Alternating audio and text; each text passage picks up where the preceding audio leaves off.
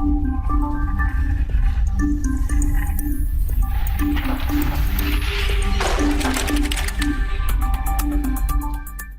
बच्चों, मैं माया वर्मा आज आपको पढ़ाऊंगी कक्षा 7 के अध्याय 5 अम्ल, क्षारक और लवण। तो आइए देखते हैं। बच्चों, हम अपने दैनिक जीवन में कई सारी चीज़ें खाते हैं, चखते हैं, जैसे कि नींबू, इमली, चीनी, नमक और कई सारे खट्टे फ्रूट्स। क्या इन सभी वस्तुओं का, खाद्य पदार्थों का स्वाद एक जैसा होता है? जाहिर है नहीं। कुछ खाने में मीठी होती हैं, कुछ नमकीन होती हैं, कुछ खट्टी होती हैं, कुछ बहुत ज़्यादा खट्टी होती हैं और कुछ कड़वी भी होती हैं। जैसे कि अगर आपने घर में रखा हुआ बेकिंग सोडा थोड़ा सा चखें तो वह आपको कड़वा स्वाद का अनुभव देगा। ऐसा क्यों होता है बच्चों? इन खाद्य पदार्थों में ये अलग अलग स्वाद कैसे आते हैं? ये आते हैं इनकी रासायनिक प्रकृति के कारण, अर्थात इनके अंदर मौजूद अम्ल, क्षारक और लवण इनको ये स्वाद प्रदान करते हैं। तो आइए जानते हैं अम्ल, क्षारक और लवण के बारे में। सबसे पहले देखेंगे हम अम्ल, जिसको एसिड भी कहते हैं। दही, नींबू का रस, संतरे का रस और सिरके का स्वाद खट्टा होता है। आप सब जानते हैं इस बात को। इन पदार्थों का स्वाद खट्टा इसलिए होता है क्योंकि इनमें अम्ल होते हैं या एसिड होते हैं। ऐसे पदार्थों की रासायनिक प्रकृति अम्लीय होती है। तो क्या सीखा हमने? जो पदार्थ खट्टे होते हैं उनमें अम्ल होते हैं और ऐसे पदार्थों की रासायनिक प्रकृति अम्लीय होती है। बच्चों, एसिड शब्द की उत्पत्ति लैटिन शब्द एसियर से हुई थी, जिसका अर्थ होता है खट्टा। इन पदार्थों में पाए जाने वाले अम्ल प्राकृतिक अम्ल होते हैं। आइए अब जानते हैं प्रकृति में पाए जाने वाले कुछ अम्ल। यहाँ पे एक सारणी दी हुई है जिसमें एक जगह एसिड का नाम है, दूसरी जगह ये एसिड कहाँ पाई जाती है इसके बारे में बताया है। सबसे पहले है एसिटिक एसिड। ये किस में पाई जाती है बच्चों? सिरका में, जो हम अचार बनाने में यूज में लाते हैं, उसमें एसिटिक एसिड होता है।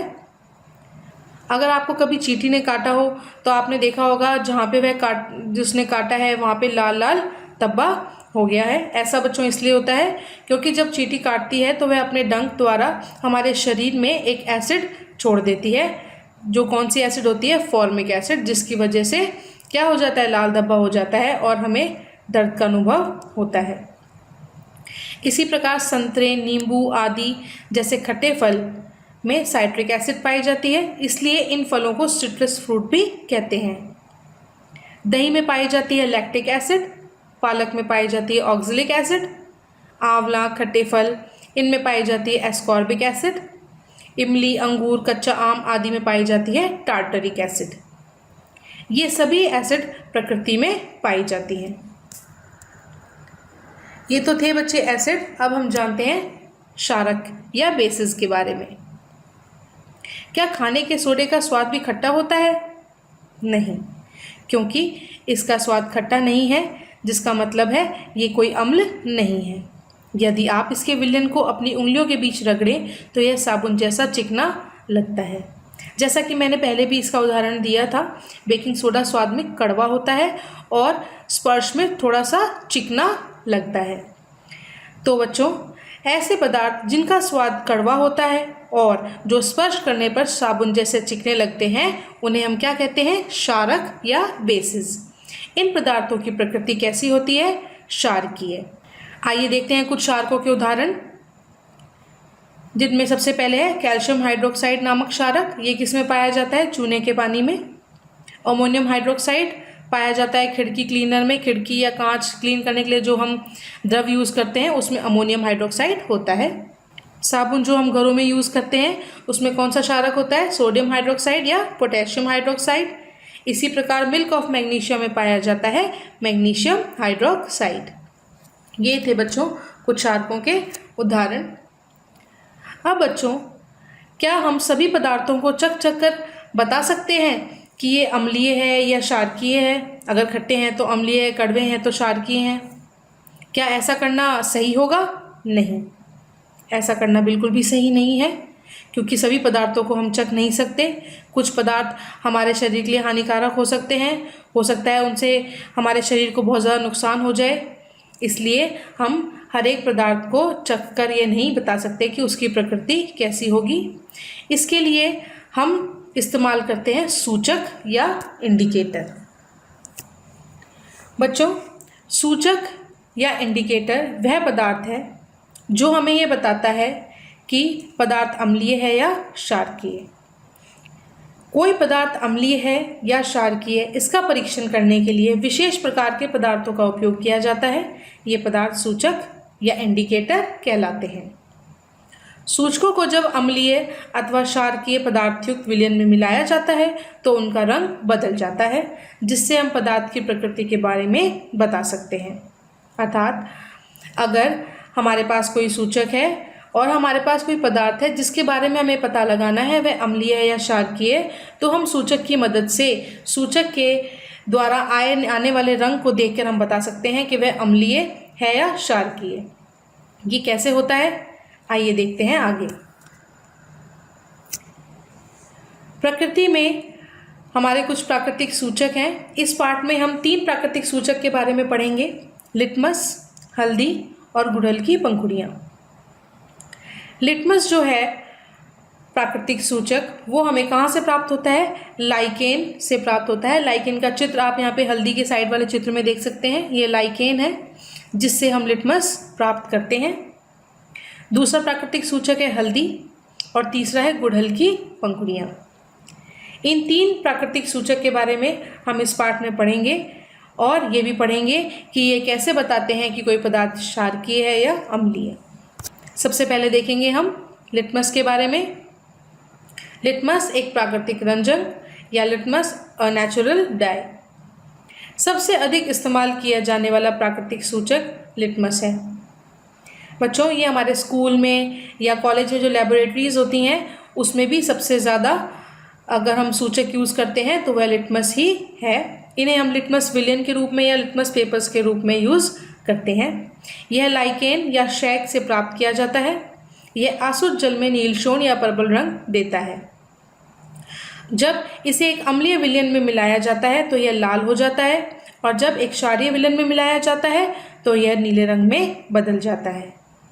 यह एक विलयन के रूप में या कागज़ की पट्टियों के रूप में उपलब्ध होता है, जिन्हें लिटमस पत्र या लिटमस पेपर भी कहते हैं। सामान्यतः ये लाल और नीले लिटमस पत्र के रूप में उपलब्ध होता है, जैसा कि यहाँ आप चित्र में ऊपर देख भी सकते हैं। रेड लिटमस पेपर और नीले लिटमस पेपर आपको दिखाए गए हैं और नींबू के ऊपर हमने नीला लिटमस पेपर रखा है, तो वह आपने देखा होगा जहाँ जहाँ नींबू का रस से वह टच हो रहा है वो कैसा हो गया है, लाल हो गया है। जैसा कि हमने अभी पढ़ा भी कि जो नीला लिटमस पेपर है वो अम्लीय विलयन में लाल हो जाता है और जो लाल लिटमस पेपर है वो क्षारीय विलयन में नीला हो जाता है। क्योंकि नींबू में सिट्रिक एसिड पाई जाती है, उस एसिड के प्रेजेंस के कारण यहाँ पे आप देख सकते हैं नीला लिटमस पेपर कैसा हो गया है, लाल, जो ये बताता है कि नींबू में अम्ल मौजूद है। आप जानते हैं दूसरे प्राकृतिक सूचक के बारे में, जो है हल्दी। हल्दी को सूचक के रूप में उपयोग करने के लिए हम हल्दी पत्र बना सकते हैं। हल्दी पत्र बनाने के लिए हमें 1 चम्मच हल्दी पाउडर लेना पड़ेगा, जिसका जल में मिलाकर हम पेस्ट बना लेंगे। फिर स्याही सोखता या ब्लॉटिंग पेपर लेंगे या फिल्टर पेपर भी ले सकते हैं और हल्दी का पेस्ट उस पर लगाकर उसको सूखने के लिए छोड़ देंगे। जब वह सूख जाएगा तो उसकी पतली पतली पत्तियाँ हम काट लेंगे और उन पत्तियों को हम हल्दी पत्र के रूप में यूज़ कर सकते हैं। अगर हल्दी के रूप में आप कोई क्षारकीय पदार्थ डालेंगे तो वह लाल रंग दर्शाएगा और यह लाल रंग यह दिखाएगा कि जो पदार्थ है वो क्षारीय प्रकृति का है। जबकि हल्दी के ऊपर अगर आप कोई अम्लीय पदार्थ डालेंगे तो हल्दी का कोई भी रंग चेंज नहीं होगा। इसका एक बहुत अच्छा उदाहरण मैं आपको बताती हूँ। जब भी कभी आपके सफ़ेद कपड़ों पर सब्जी गिर गई हो, खाना खाते वक्त हल्दी का दाग लग गया हो, तो आप ये देखेंगे जब उसे आप धोने के लिए डालेंगे तो धोने के बाद वह पीला हल्दी का रंग लाल रंग में बदल जाएगा। ऐसा बच्चों इसलिए होता है क्योंकि हम धोते वक्त उस पर साबुन का इस्तेमाल करेंगे और साबुन की कैसी प्रकृति होती है, क्षारीय प्रकृति होती है। क्षारीय प्रकृति वाले पदार्थ हल्दी के साथ मिलकर कौन सा रंग देते हैं, लाल रंग, इसीलिए वह धब्बा कैसा हो जाएगा, लाल। जैसा कि यहाँ पे एक हल्दी पत्र में दिखाया भी हुआ है। इस हल्दी पत्र में हमने क्या किया हुआ है, एक साबुन का विलयन में से कुछ बूंदें हमने हल्दी पत्र पे डाली और हमने ये पाया कि वह जहाँ पे साबुन की बूंद पड़ी थी वहाँ पे लाल लाल धब्बा हो गया। इसलिए यहाँ पे यह बूझो भी एक आश्चर्यचकित हो रहा है कि अब मैं समझ गया कि मेरी सफ़ेद कमीज पर पड़ा हल्दी का दाग साबुन से धोने पर लाल क्यों हो जाता है। ऐसा इसलिए होता है क्योंकि साबुन का विलयन क्षारकीय होता है। तो बच्चों, जैसे हमने लिटमस पेपर के बारे में जाना था कि लिटमस पेपर अगर लाल रंग दे तो पदार्थ अम्लीय, नीला रंग दे तो पदार्थ क्षारीय। इसी प्रकार हल्दी के बारे में हमने क्या सीखा, अगर पदार्थ कोई रंग ना दे तो वह अम्लीय और लाल रंग दे तो क्षारीय। नेक्स्ट है सूचक के रूप में गुड़हल के पुष्प। गुड़हल के पुष्प को हम सूचक के रूप में इस्तेमाल करने के लिए हमें उसका विलयन बनाना पड़ेगा। विलयन बनाने के लिए हमें गुड़हल के पुष्प की कुछ पंखुड़ियाँ लेनी है और उसे गर्म जल में डालकर थोड़ी देर के लिए छोड़ देना है। जब थोड़ी देर बाद हम उसको देखेंगे तो आप पाएंगे कि वह जो जल था वह रंगीन हो गया है और ये रंगीन जल ही हमारे लिए काम करेगा एक सूचक का। अगर इस तरह के सूचक, गुड़हल के पुष्प से बनाए हुए सूचक को आप अम्ल में डालेंगे तो वह गहरा गुलाबी कलर देगा और क्षारक में डालेंगे तो वह हरा रंग देगा। तो गहरा गुलाबी रंग बताएगा कि पदार्थ अम्लीय है और हरा रंग बताएगा कि पदार्थ क्षारक है। आइए अब हम जानेंगे उदासीनीकरण के प्रक्रम के बारे में।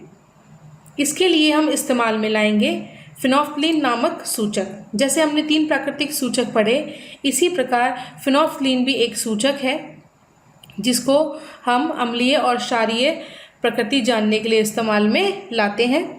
यह या इसका विलयन क्षारकीय पदार्थों में गुलाबी रंग देता है। इसके विपरीत जब विलयन अम्लीय होता है तो यह रंगहीन रहता है। जब किसी अम्लीय विलयन में क्षारकीय विलयन मिलाया जाता है तो दोनों विलयन एक दूसरे के प्रभाव को उदासीन कर देते हैं। जब किसी अम्ल और क्षारक के विलयन को उचित मात्रा में मिलाया जाता है तो विलयन की प्रकृति ना तो अम्लीय रहती है और ना ही क्षारकीय। ऐसा इसलिए होता है बच्चों क्योंकि जब हम एक उचित मात्रा में, बराबर मात्रा में अम्ल और क्षारक को मिला देते हैं तो वह दोनों एक दूसरे की जो प्रकृति है उसको उदासीन कर देते हैं। फिर वह विलयन ना तो अम्लीय रह जाता है और ना ही क्षारकीय रह जाता है। इसी प्रक्रम को हम उदासीनीकरण का प्रक्रम के नाम से जानते हैं। इसके लिए हमने फिनोल्फ्थालीन नामक सूचक उपयोग में लाया। हमने क्या किया, एक परख नली में हमने थोड़ा सा क्या लिया, अम्ल लिया और जब हम उसमें फिनोल्फ्थालीन की कुछ बूंदें डालेंगे तो हम देखेंगे कि गुलाबी रंग का फिनोल्फ्थालीन रंगहीन हो जाएगा।